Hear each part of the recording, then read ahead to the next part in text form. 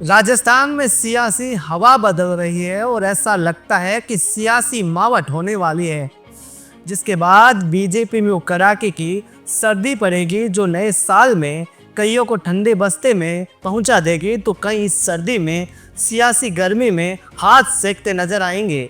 तो कईयों को सियासी जुकाम होने की पूरी संभावना है, क्योंकि देश की दिल्ली में सियासी मीटिंग की जमकर बर्फबारी हो रही है। वसुंधरा राजे की हवा फिर से राजस्थान में चलनी शुरू हो गई है और इस हवा में भजनलाल सरकार ठिठुर रही है। सर्दी का केंद्र बिंदु दिल्ली बना है और जेपी नड्डा रूपी बर्फबारी या फिर अमित शाह की शीतलहर का असर जल्द दिखाई देगा, क्योंकि जो नरेंद्र मोदी की मावट हाल ही में राजस्थान में भजनलाल सरकार के 1 साल के पूरे होने पर वसुंधरा राजे पर हुई, उसने राज्य की राजस्थान में हवा को तेजी से आगे बढ़ाया है।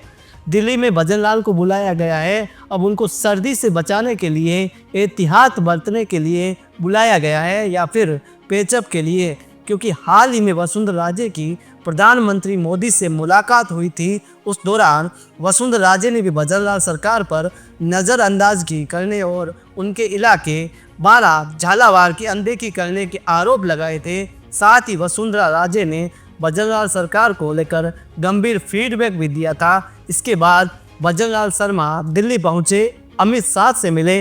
वैसे तो अमित शाह इस रिश्ते में गुरु की भूमिका में हैं और भजनलाल शिष्य की भूमिका में। ऐसे में माना जा सकता है कि भजनलाल को सियासी गुर सिखाए गए होंगे और समझाया गया होगा कि अब लंबा सियासी पारी को खेलना है तो फिर सभी को साथ लेकर चलना होगा। लेकिन साथ दिखने, साथ होने और साथ रहने में बड़ा अंतर होता है और ये अंतर कई बार वैचारिक होते हुए प्रतिस्पर्धा तक पहुंच जाता है। बहरहाल हम तो यही कहेंगे कि हर नेता का अपना वक्त और जगह होती है।